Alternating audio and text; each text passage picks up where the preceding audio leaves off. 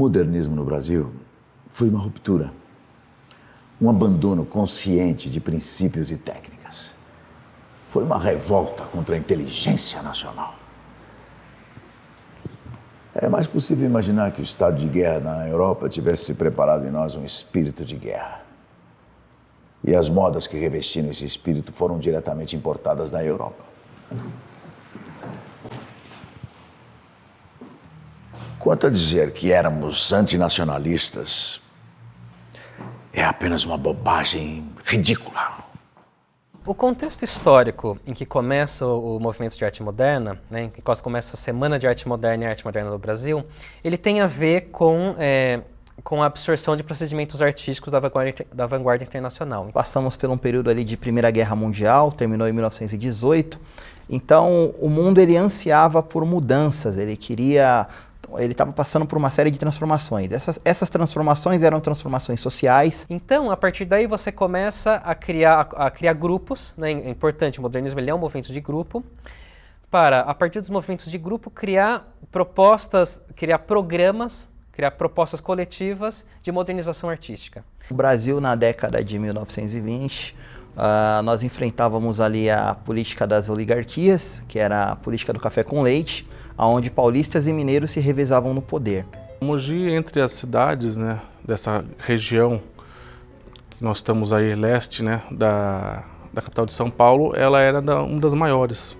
Entre o Vale e a capital, Mogi tinha um destaque de ter uma economia ainda em crescimento. Uma transição ainda do rural para o urbano, com uma industrialização tímida, mas crescente a cada ano. Mas Mogi é sempre essa região de entreposto, principalmente naquele momento entre São Paulo e Vale do Paraíba. Outro contexto também importantíssimo refere-se à Revolução Russa, que trouxe uma série de modificações nas questões sociais, principalmente nas questões do trabalho. Então os trabalhadores, a partir de agora, eles se viram representados com a Revolução. E essas ideias, tanto na questão política quanto também na questão cultural. E inclusive essas ideias que deram origem às revoltas e às greves da década de 1920 e também à Semana da Arte Moderna de 1922.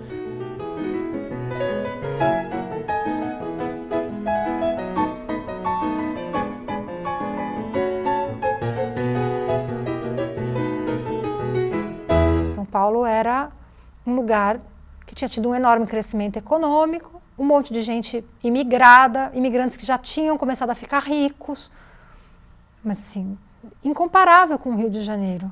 Não chegava aos pés do Rio de Janeiro, que era a capital federal, e não chegava também aos pés do que havia de cultura consolidada em Salvador, por exemplo.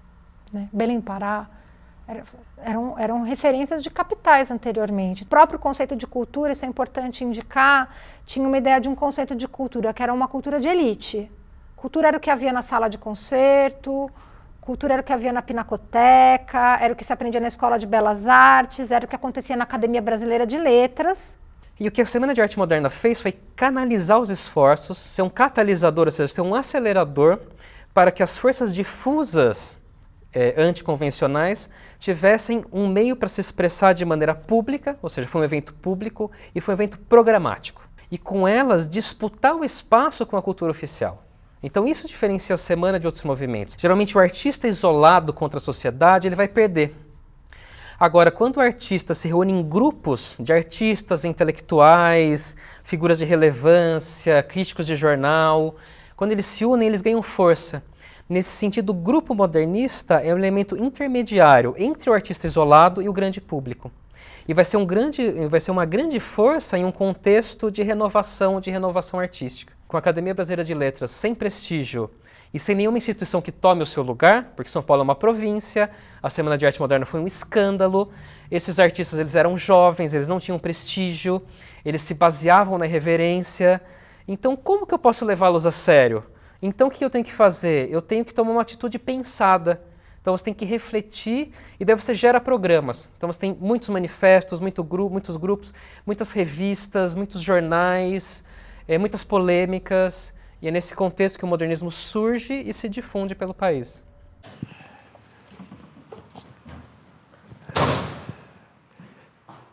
Já escreveu um autor como conclusão condenatória que a estética do modernismo ficou indefinível.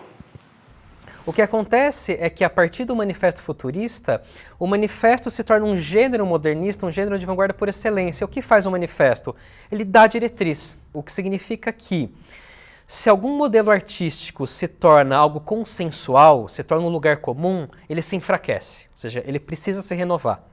E a segunda diretriz, que é sequencial a essa, ele vem depois, é a do nacionalismo cultural. Quer dizer, o nacionalismo cultural é um definidor do modernismo, embora cada grupo tenha uma noção diferente de nacionalismo cultural. Pois essa é a melhor razão de ser do modernismo. Ele não era uma estética, nem na Europa, nem aqui. Era um estado de espírito revoltado e revolucionário, que se a nós nos atualizou, sistematizando como constância da inteligência nacional o direito antiacadêmico da pesquisa estética e preparou o estado revolucionário das outras manifestações sociais do país, também fez isso mesmo no resto do mundo, profetizando essa contemporânea guerra dos 100 anos, de que uma nova civilização nascerá. E hoje o artista brasileiro tem diante de si uma verdade social, uma liberdade, infelizmente só estética, uma independência, um direito às suas inquietações e pesquisas, que não tendo passado pelo que passaram os modernistas da semana, ele não pode imaginar que conquista enorme isso representa.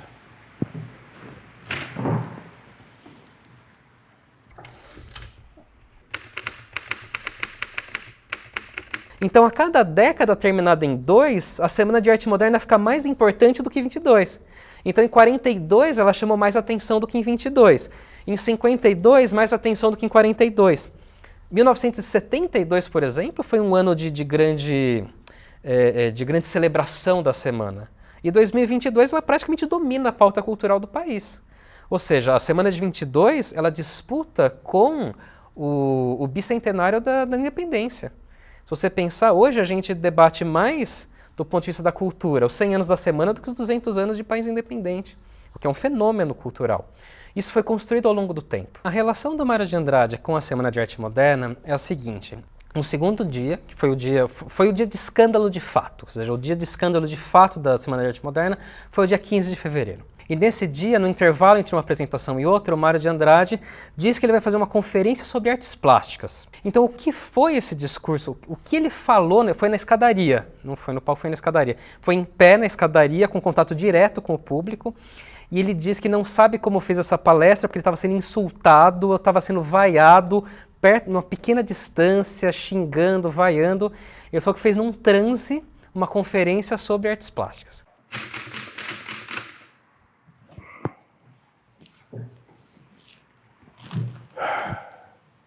Como eu pude fazer uma conferência nas escadarias do Teatro Municipal, cercado de anônimos que me caçoavam e ofendiam a valer?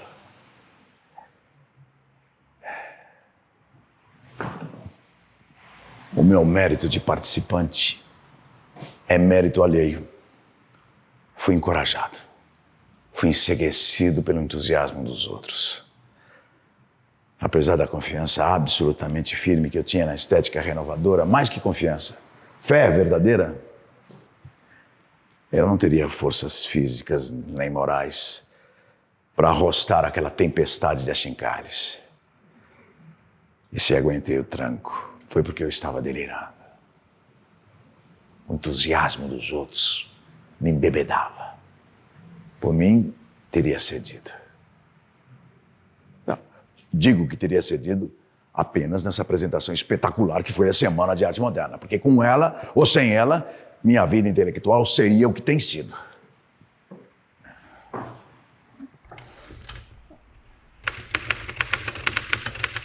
Muito rapidamente, depois da Semana de Arte Moderna, acontece um outro passo, que é um passo de busca pela identidade nacional, né? Porque um dos primeiros motivadores, né, do movimento modernista foi que o Brasil estava se tornando um país que vivia a modernidade industrial.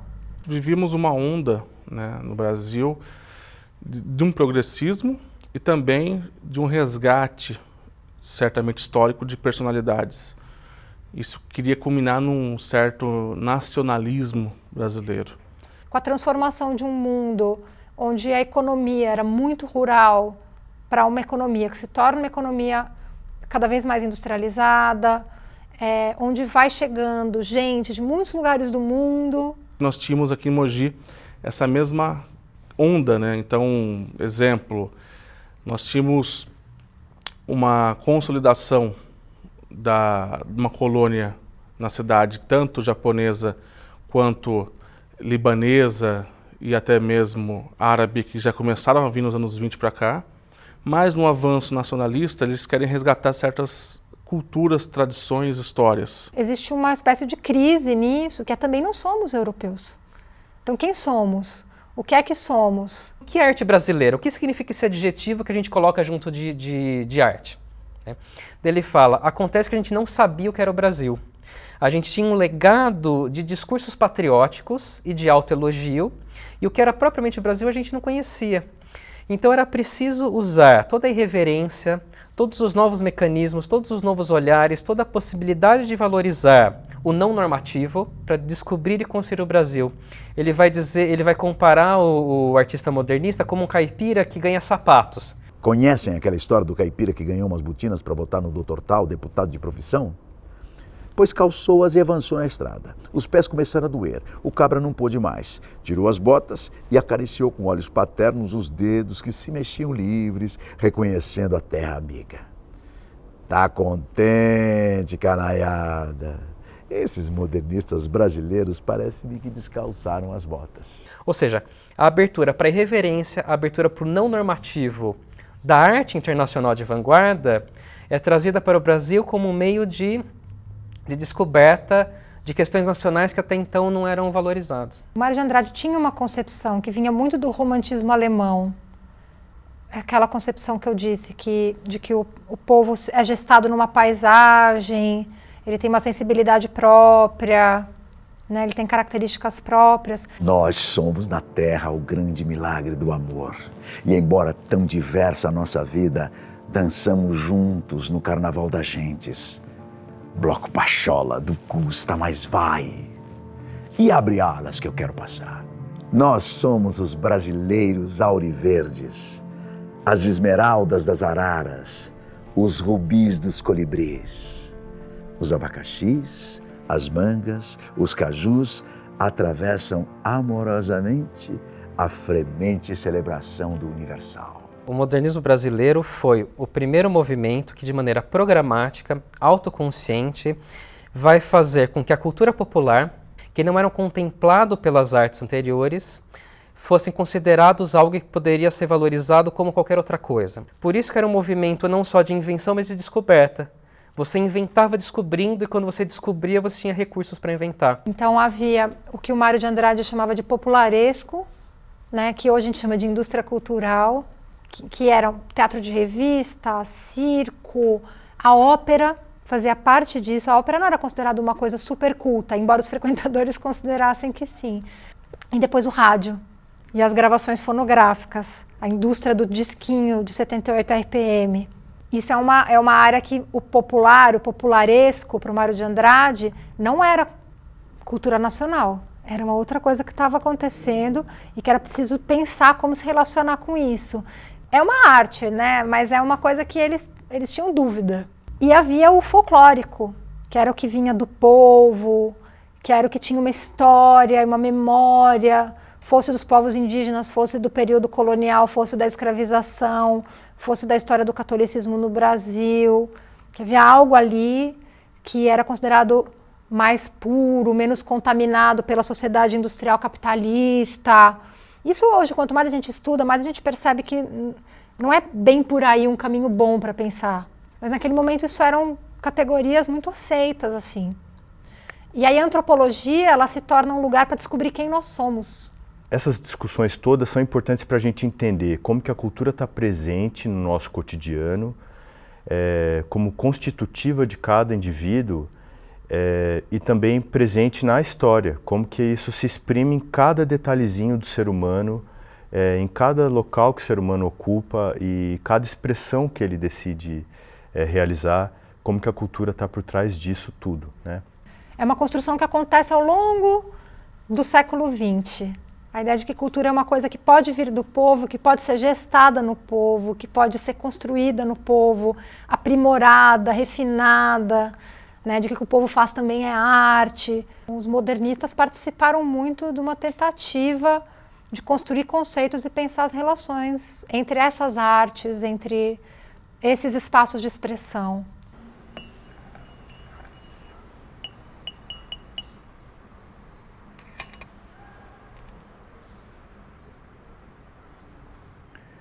Só o que avançamos em sociologia, só a reorganização dos estudos folclóricos e críticos históricos sobre princípios mais científicos, só o repúdio do amadorismo nacionalista e do segmentarismo regional.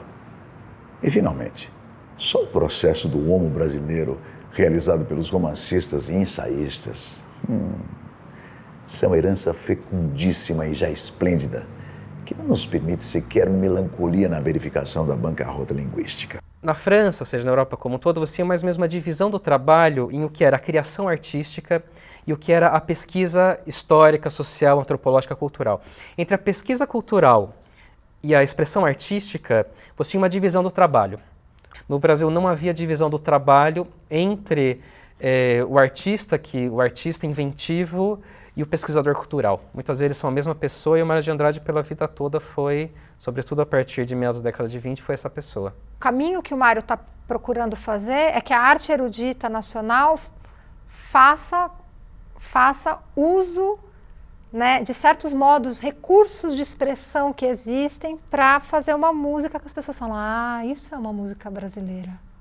Uma música de sala de concerto, mas é uma música brasileira.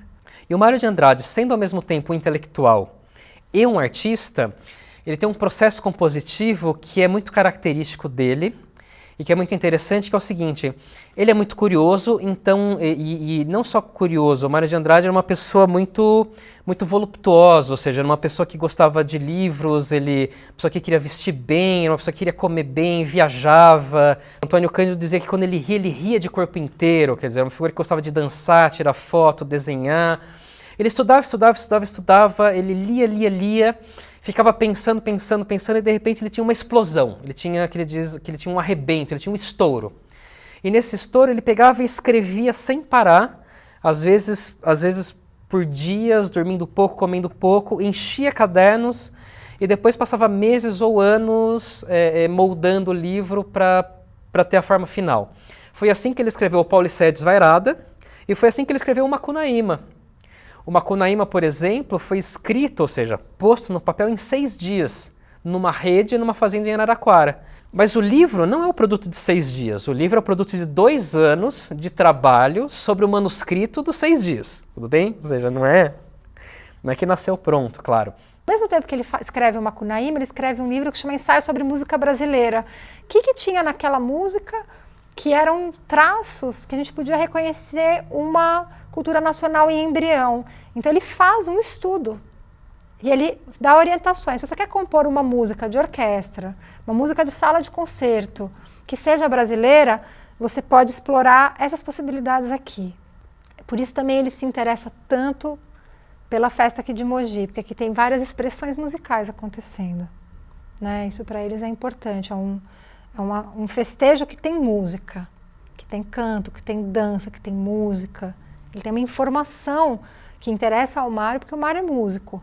O Mário ele tem uma visão muito ampla para esse olhar popular e sincrético.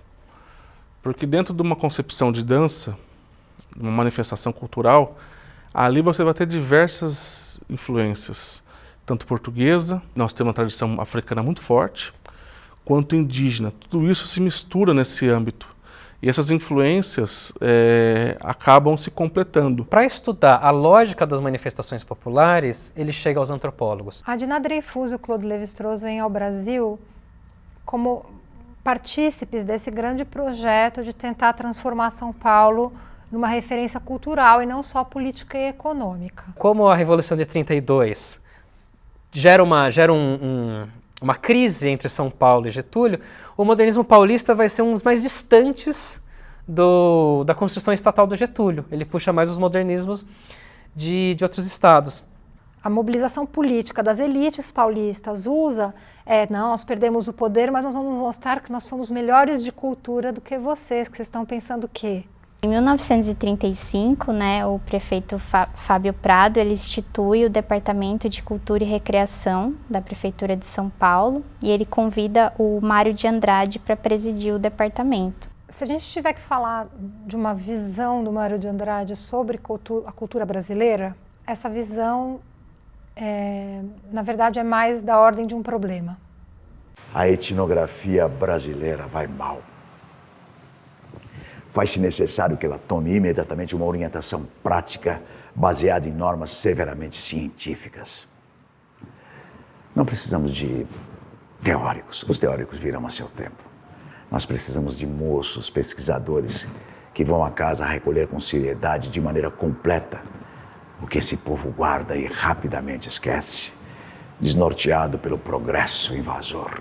Tem uma crítica do Mário de Andrade que é muito importante a gente nunca esquecer, que é o fato de que o modo como as classes sociais se relacionam no Brasil, né, e o modo como a elite vê o povo no Brasil e a grande desigualdade no Brasil afeta esse problema. Se a elite se mira em valores europeus, as pessoas tendem a imitá-la. Por outro lado, as pessoas que são as detentoras da memória cultural do que se chamava folclore, elas vão sendo desvalorizadas, maltratadas, desestimuladas. Então, como é que você vai fazer? Como é que você vai operar algo, fazer algo surgir num ambiente desse tipo? E nesse sentido, a curiosidade dos professores franceses pela realidade brasileira era convergente com o que os modernistas já vinham fazendo. A Dina Dreyfus, que também havia sido convidada para ser professora, ou na faculdade de filosofia, ou no Liceu Francês de São Paulo, fica a ver navios. Ninguém dá cargo nenhum para ela na hora que ela chega. Foram convidados os dois. E ela fica sem cargo. Isso é um corte machista, né, no que acontece aqui em São Paulo. E o Mário de Andrade aproveita que ela está livre e fala, ensina a fazer pesquisa de campo. Então ele cria uma coisa que chama cursos livres. E o primeiro curso é o curso de etnografia e folclore da Dina Dreyfus. Ela ensina a fazer pesquisa. Eles queriam que esses dados tivessem uma base, saber utilizar, saber o que perguntar, mapear, registrar e compreender o que é o povo brasileiro, né? E no curso se propôs que cada aluno fizesse uma pesquisa. Agora, a viagem a Mogi das Cruzes foi uma atividade do curso. Dizem que eu sou modernista e paciência. O certo é que eu jamais neguei as tradições brasileiras. As estudo e procuro continuar a meu modo dentro delas. Ele tem interesse em que musicalidade acontece no catolicismo popular, o que vem da Península Ibérica, o que vem dos povos africanos, o que vem dos povos indígenas. O que a gente carece de distinguir é tradição e tradição. Tem tradições móveis e tradições imóveis. Aquelas são úteis, têm uma importância enorme. A gente as deve conservar tal qualmente estão, porque elas se transformam simplesmente pela mobilidade que têm. Assim, por exemplo, a cantiga, a poesia, as danças populares. Essa é uma pauta do Mário de Andrade. O Mário de Andrade tem interesse nas festas populares, numa coisa que ele chama de danças dramáticas. As tradições imóveis não evoluem por si mesmas. Na infinita maioria dos casos são prejudiciais. Algumas são perfeitamente ridículas, como a carroça do rei da Inglaterra. Destas a gente pode aproveitar apenas o espírito, a psicologia, e não a forma objetiva.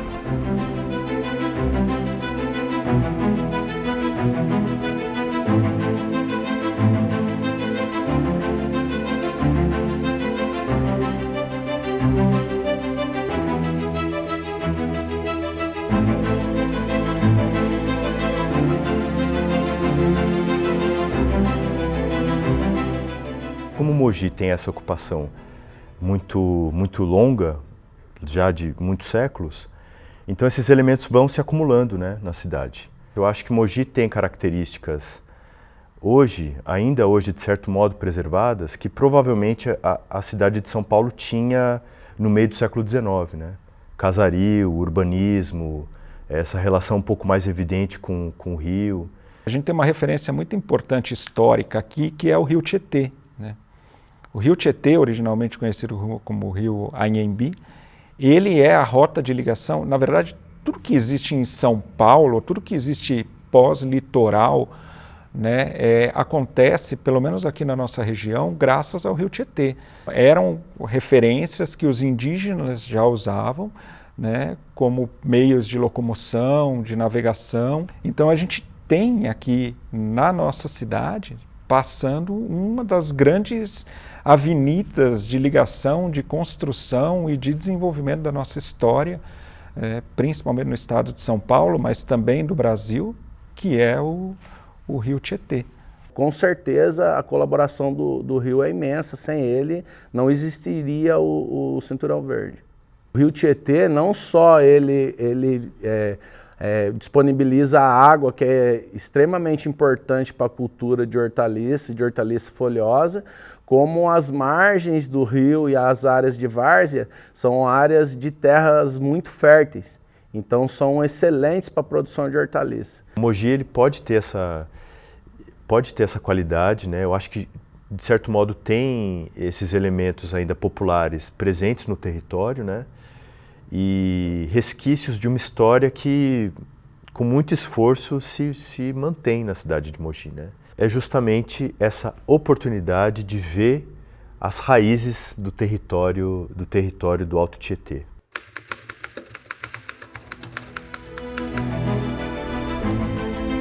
É bem provável que a entrada dos Palmitos não se restringe exclusivamente ao município de Mogi das Cruzes. Mas confesso ignorar a existência dela em outros lugares do Brasil. E não me lembro de qualquer referência a ela, nem mesmo em outros municípios paulistas. A festa do Divino tem dois aspectos fundamentais. Primeiro, o aspecto religioso. Nossa festa ela é diferente e ela é importante, por quê? Por 2 pontos, entrada dos Palmitos e alvorada. 7 dias no período da manhã, que 5 horas, 2, 3 mil pessoas se reúnem nas ruas aqui do centro da cidade, em oração, rezando também a coroa do Divino. Então é uma festa para Deus, aí tem toda a importância da festa do Divino. Agora, do ponto de vista de uma festa popular... É a entrada dos Palmitos, né? E é interessante entendermos também o significado desta festa, porque assim, se olharmos para a origem da festa do Divino, o que acontecia antigamente? Na véspera do dia de Pentecostes, os agricultores daquela época, eles apresentavam em agradecimento ao Espírito Santo as suas primeiras colheitas, né, como gratidão. É muito provável que o entendimento da população no cortejo da entrada dos Palmitos seja porque havia uma abundância dessa palmeira na floresta. Ela realmente se destacava. Então, como a festa era uma festa para agradecer a abundância da colheita, nada melhor do que aquela planta tão linda que era abundante representar a festa.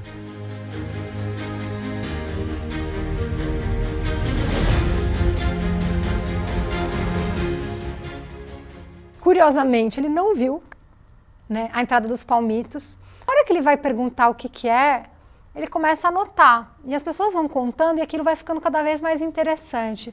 Por quê?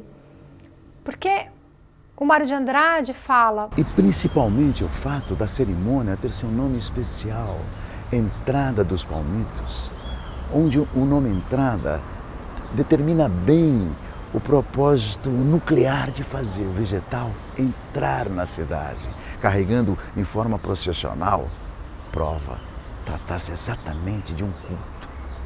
isso de cortar a palmeira inteira e trazer ramos, e trazer um feixe de folha, é uma coisa que tinha muito no folclore de Portugal, né?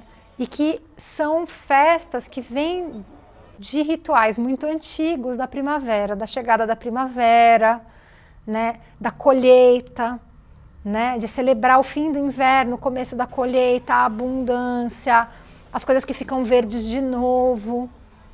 Então ele começa a olhar e fala: A finalidade de ornamentar a cidade é a explicação superficial de pessoas já muito urbanizadas, desejosas de interpretar para compreender, mas sem conhecimentos etnográficos.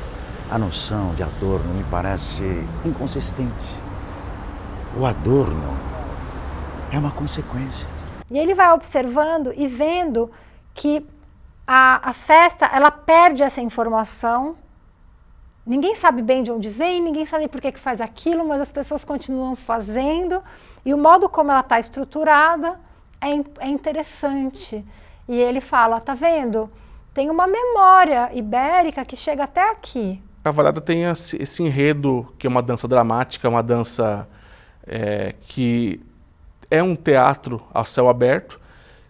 Esse teatro a céu aberto relembra as batalhas medievais entre cristãos e mouros, quando os mouros tinham invadido a Península Ibérica e ainda permaneceram na Península Ibérica por um longo tempo. E depois da expulsão dos mouros, as celebrações eram feitas com torneios que lembravam aquelas guerras medievais entre cristãos e mouros. A cavalhada de início não estava ligada às festas religiosas, eram festas pagãs na Europa. Aqui no Brasil, já vindo para o Brasil, então as cavalhadas praticamente vieram para o Brasil com os descobridores. Já no início, no século XVI mesmo, já existia cavalhada aqui no Brasil. E como a festa divina é uma festa que foi criada pela monarquia para o povo, e o povo assimila para si essa festa, acontecia durante a festa divina. Então, era pontualmente ali a cavalhada acontecia. Como é um teatro a céu aberto, requer um espaço muito maior. Talvez seja esse o motivo dela ter desaparecido em muitos locais, inclusive aqui em Mogi.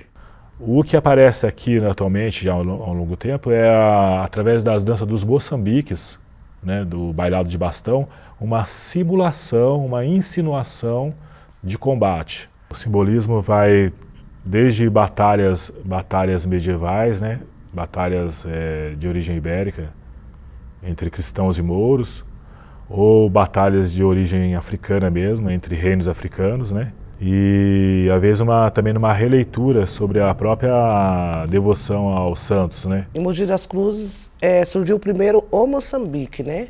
Que são os Moçambique, que são os manejos que trabalham com bastão. E aqui na cidade de Mogi, Mogi das Cruzes tem em primeiro lugar no estado de São Paulo com mais grupos de congadas e moçambiques do estado de São Paulo. A igreja, ao longo do tempo, ela procura promover, né, essa inclusão das devoções populares com o catolicismo oficial, né? Porque as congadas, os moçambiques, eles inicialmente, no passado, em séculos passados, eles não pertencem ao festejo do divino, pertencem ao festejo de Nossa Senhora do Rosário e de São Benedito. Elas eram consideradas uma coisa que as pessoas negras fazem e que é uma coisa lá deles e que não tem valor nenhum, quando não diziam que era negativo, supersticioso, que era barulhento, que não tinha música, não tinha musicalidade, quer dizer, tinha um discurso muito racista.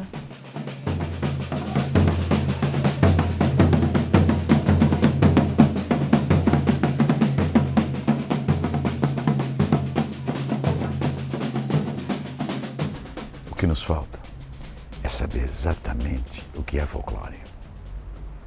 Essa afirmação não significa de forma alguma que seja assim tão assustadora a ignorância da intelectualidade culta do nosso país, mas da existência entre nós de um problema urgente e preliminar.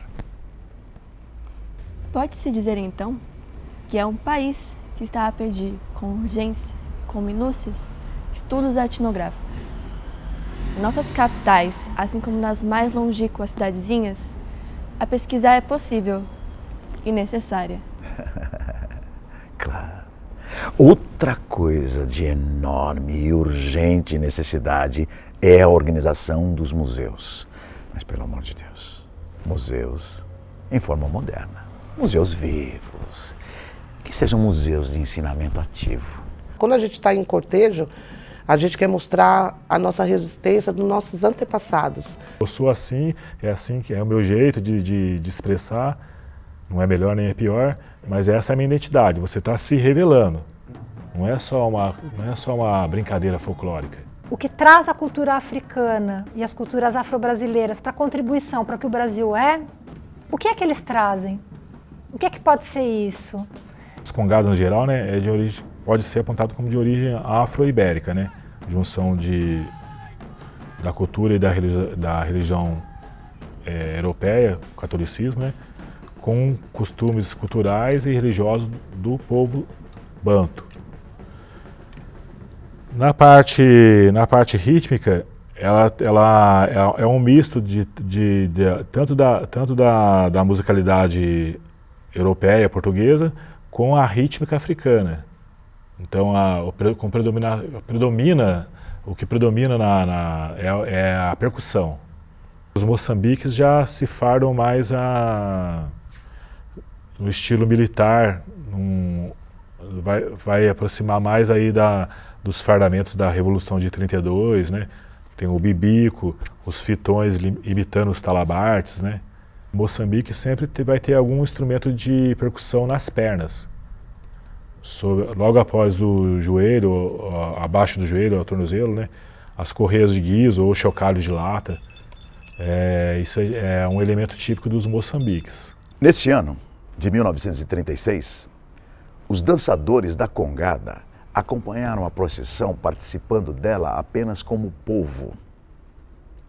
E é de fato costume tradicional por todo o centro, os figurantes das danças dramáticas que se realizam por ocasião das datas religiosas, congadas, moçambiques, caiapós, geralmente pela festa do divino, acompanharem as cerimônias todas como povo apenas, sem que os padres lhes permitam mais qualquer coparticipação singular. Sempre na história de Mogi houve uma forma de invisibilizar o negro, o indígena, a mulher. A gente observa uma história muito mais com personagens homens, brancos. E isso é um erro historiográfico grande para a cidade. Você foi educado a tratar aquilo como inferior e foi educado a nem poder prestar atenção. Então você não tem nem a oportunidade de entender o que está acontecendo. Agora, se alguém se aproxima e se permite ouvir, observar, entende o valor daquilo e vai entendendo como é bonito. Eu cheguei aqui agora, vou contar da onde eu vim. Vim de um bairro muito nobre, hoje da cidade de Mogi. Ter a capacidade de não ver essas expressões culturais só na chave do que é exótico, mas ver aquilo como uma expressão genuína, não só uma expressão para turista, né? É um esforço novo, né? Entender esses significados culturais mesmo, né? E entender as origens, entender a relevância daquilo para aquela população, para aqueles grupos. Acho que a gente está em condições, nós estamos em condições de fomentar essas expressões e enxergar o que existe de genuíno nessas expressões, né? É um louvor da maneira africanizada, mas é um louvor. Cantando música pro divino, cantando música para Santa Efigênia, para Nossa Senhora Aparecida. Então, essas músicas que a gente canta em cortejos, as danças também, que são os passos africanos também, a gente mostra também em cortejo, né? E a nossa energia, o nosso suor e a fé e a devoção. Sempre, com muita garra e muita fé. Os palmitos, essas palmeirinhas comuns em nossas regiões de campos, cortados junto à raiz, já se encontram empilhados sobre vários carros de bois. Chegada a procissão a esse lugar, que fica sempre mais ou menos 1 quilômetro da cidade, os carros de bois se movem com seus puxadores na frente. Forma-se então a procissão de volta à cidade. Os carros abrindo o cortejo e atrás o festeiro e o povo, com a filarmônica fechando a romaria. Alguns antigos relatam o seguinte, né? Alguns palmitos entravam deitados no carro de boi, outros eram colocados na cidade. Por que o palmito? Porque era o que tinha de mais valioso na Mata Atlântica. Ela é importante por ser uma espécie-chave no ecossistema. Ela alimenta muita gente. Então, ela é fundamental para o equilíbrio e para a biodiversidade da Mata Atlântica.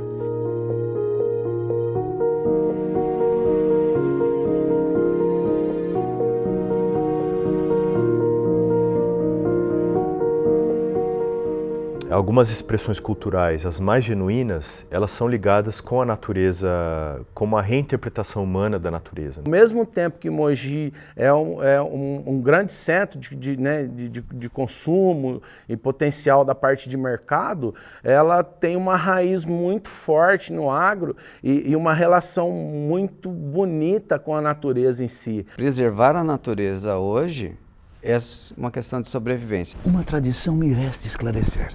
Os carros de bois usados para o transporte processional dos palmitos. Será simples emprego dos processos regionais de locomoção? Mogi das Cruzes é um município progressista. Rende da capital paulistana.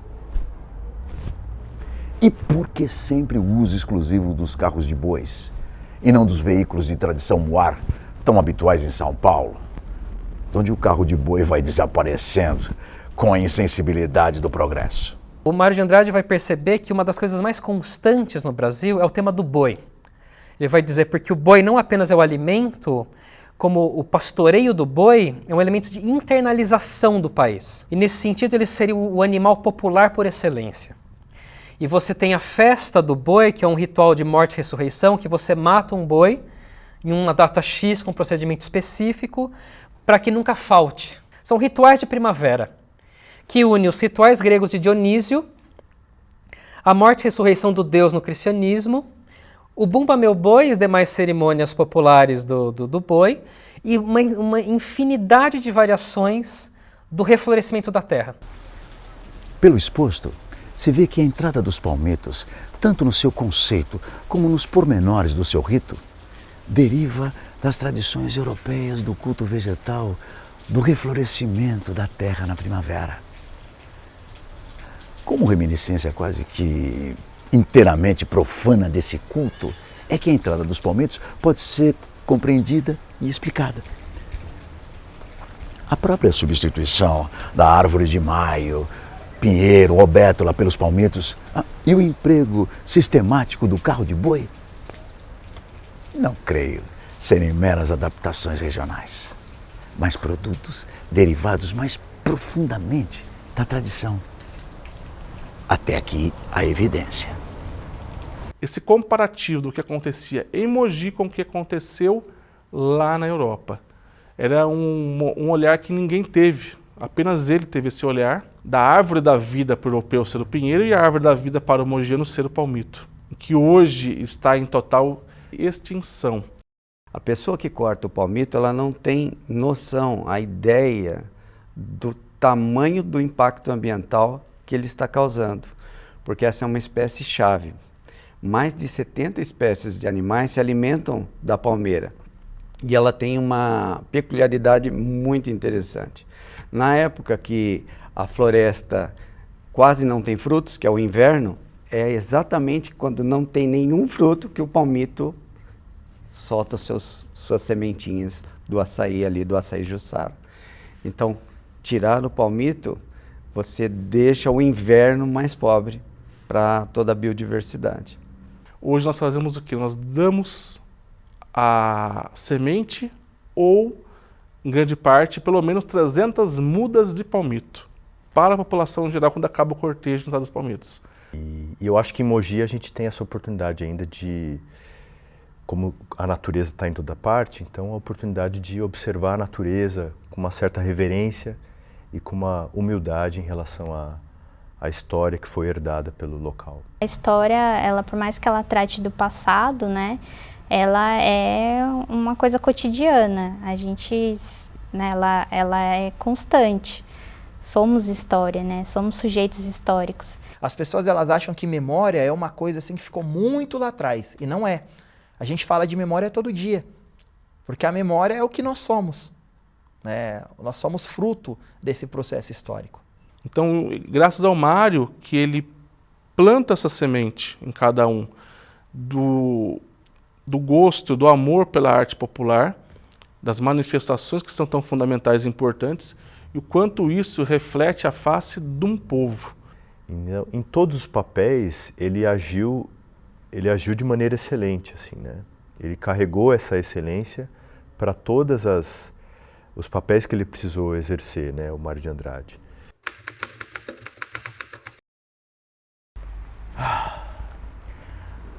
Ao menos me sobra essa certeza de que ninguém amou mais do que eu os brasileiros do Brasil. Se não faço nada por eles é porque Deus não me deu o destino dos fazedores. Assim mesmo vou trabalhando no meu canto e não tenho vergonha de mim. Então, nesse sentido, ele busca mapear, ele busca fazer o arquivo, ele busca fazer o levantamento e a pesquisa justamente desses elementos que estão à sua volta. E a atenção dele vai ser justamente por aquilo que ele sente que está desaparecendo. Nesse sentido, é um elemento muito de preservação, porque ele sente que a urbanização vai ou diluir ou apagar as manifestações que vêm de um universo rural anterior à urbanização. A ideia da gente preservar é a ideia da gente entender as nossas origens. De onde a gente veio? Como que começou a nossa história? Então, tudo que a gente carrega hoje, a gente carrega em cima do aprendizado que a gente teve no passado. É a nossa história, é o que nos trouxe até esse momento. Então, a partir do momento que a gente não preserva, a gente destrói tudo aquilo que formou a gente, como pessoa, como nação e como espécie. E o Mário é uma pessoa que merece esse olhar, né? O Mário, em tudo que ele fez, ele merece esse olhar. Onde você puder fazer um comentário que explique para as pessoas o que o Mário tentou, qual era a intenção dele, você vai estar ajudando uma outra geração. Esse meu nacionalismo, não pensem que é chauvinismo e muito menos regionalismo. É apenas amor humano e única maneira de nós brasileiros nos universalizarmos. Porque a maneira de um povo se universalizar, a única maneira, é concorrer com esse contingente único e inconfundível para enriquecer essa coisa sublime, uniforme e múltipla que é a humanidade.